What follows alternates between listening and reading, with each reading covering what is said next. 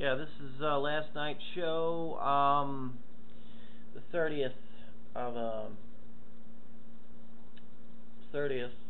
July in the year 2010, and it's actually a recording of my Blog Talk radio show, which comes on between 6:30 to 8:30 Central Time. So enjoy.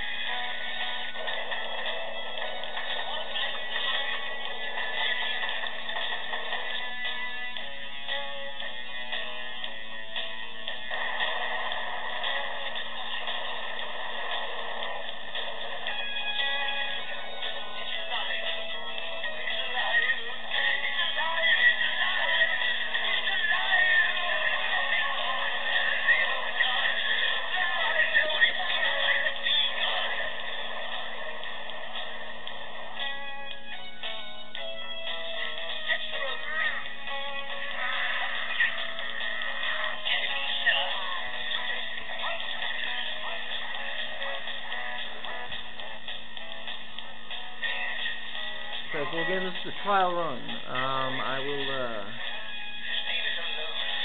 on Monday I'll start doing a show live, but right now I'm sort of recording the show in the background while the camera's focused on my ugly, bearded face. It's sort of an experimental video. Whoa. And good evening, ladies and gentlemen. The name of this show is The Rant. My name is charleslamson, and the date is the 30th of July. It is Friday, in the year of our Lord 2010. I am broadcasting out of St. Charles, Missouri. I am right at the confluence of the mighty Mississippi and the majestic Missouri rivers, or the majestic Mississippi. No, I think it was better the other way. But anyway, tonight's topic, we're going to be talking about these. When I left you last night, we were talking about this notion of cavernous civilizations, not just the subterranean civilizations that we have been talking on, touching on most of the nights we do on the show, or we have been on the show. We're starting to move a little bit away from the Nazi ET type thing and looking more into this notion of a cavern war amongst caverns. I really don't know how to do a quick synopsis of it without just jumping right in. But I will say, last night, I guess kind of a good picture of what we're talking about and what we will be talking about this evening. We were as far as people using the caverns as a place to start a civilization. We started talking about the helter-skelter scenario, where helter-skelter being, of course, the term that Charles Manson used for his plan to incite a race war, which he and his family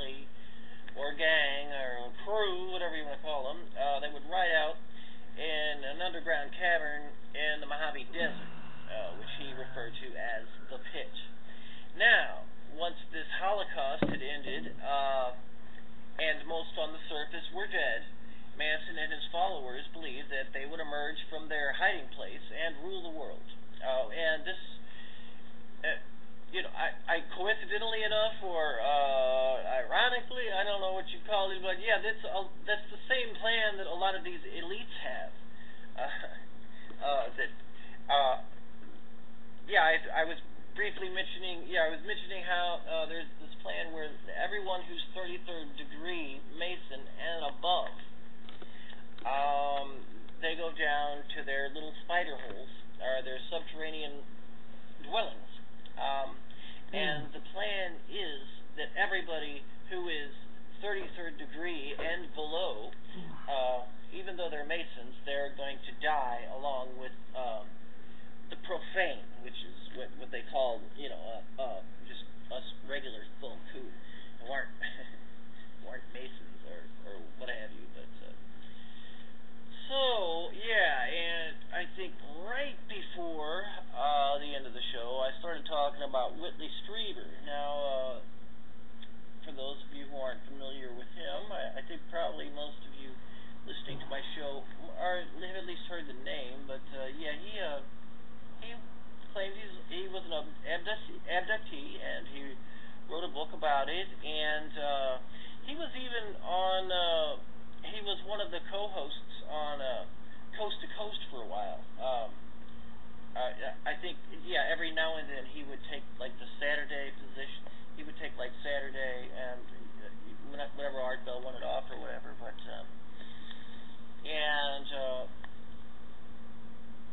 but then he wanted to go on and start his own show, and then that didn't really do so well, and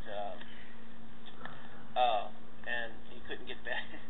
Couldn't really get back on Coast to Coast. I think every now and then he'll host a show,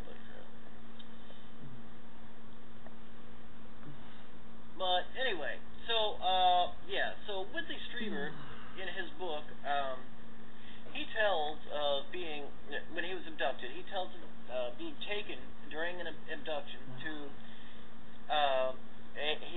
another desert-like planet, and it had ancient ruins and tall, gray-type beings. And he said that here he encountered American military personnel, of all things.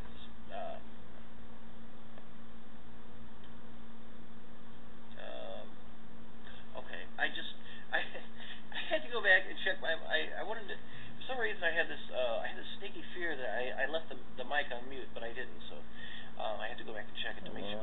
Is that OCD when you go back and check things 3-4 times? But anyway, okay, I digress. Once again. Anyway, he said that he when he was abducted, he encountered American military personnel in this interplanetary excursion, and they were dressed in military khakis, and they carried camcorders and other unusual equipment.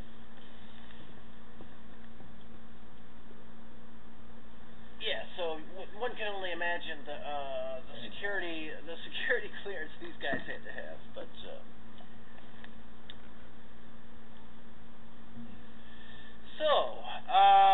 I know I said this was all going to be about cavern wars and subterranean civilizations and whatnot tonight, but I think we're and it is, but. We've got to give a little bit of background, and oddly enough, that starts in space. Also,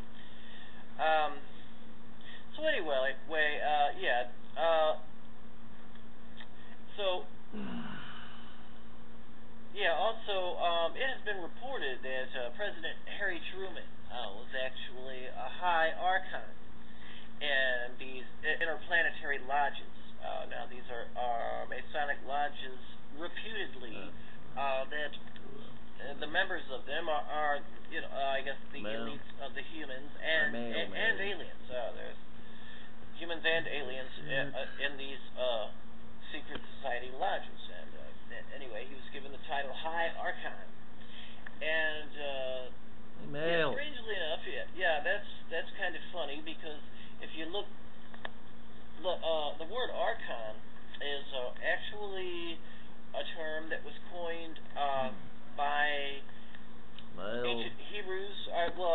I guess Male. as far back Fucking as male at. Jesus anyway. And a lot of the Gnostic literature that was written right after the death of Jesus, like within the first 100 years or so, told stories of these archons that existed in the heavens, and these archons they weren't angels. They were more like they were created before man, and I guess they were more along the lines of the crafty and subtle serpent. But these archons were also beings that just sort of kept the universe, kept things in line, or in the solar system rather. And a lot of people, what's funny is because a lot of people equate this term archon that showed up in a lot of this old Gnostic literature with the Greys, as just guys who made sure everything was going according to plan in the solar system. But these guys were more along the lines of automatons. They didn't really have souls like humans. And this was one of the reasons for the fall. These were beings that sort of helped the people, our foes, I guess if you will, because they were actually jealous of humans, and not because humans had souls, and not only that, they were created to be actually above the archons, humans, and so a lot of these heavenly beings, of course, when they're told that these humans are actually supposed to be more important than they are, they got jealous and they said, "No, I'm not going along with this plan." And anyway, that's all part of the myth. Anyway, I'm totally digressing because I saw that term archon, and I thought it was funny because it was a term that was associated with Greys, and Harry Truman, looks like a little gray alien. But I really went off the beaten path there. But anyway, so he was one of the first U.S. presidents to establish a secret American treaty with Greys from Alpha Draconis and Epsilon Boots,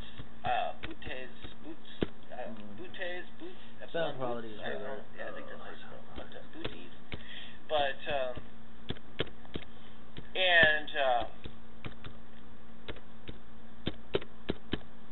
so he made a treaty with Greys from Alpha Draconis. I mean, according to a lot of reports. I mean, I was not there, so I'm not going to sit here and claim I know this for a fact. But anyway, he was one of the first American presidents to make a treaty with Greys from Alpha Draconis, Epsilon Boots, as well as with the subterranean Ashtar forces. Ashtar is like a mother fertility goddess, ancient Canaanite mother fertility goddess. She was actually the consort of Baal. Draw your own conclusions there. This was one of the main gods in the Old Testament that God told the people not to worship. It told the people to tear down these altars to Ashtar and to Baal. Anyway, it is also said that George Bush was apparently at one point a 42nd degree Mason, and according to other sources, he would have had to have been considerably high in degrees if he were involved with MJ12. That stands for Majesty 12, as is claimed. We talked a little bit about MJ12 in a couple of the earlier episodes, and they were basically the task force that were created to deal with the extraterrestrial situation. I guess after 47, when we started getting all of the sightings in this country. And once again, ladies and gentlemen, I'd just like to say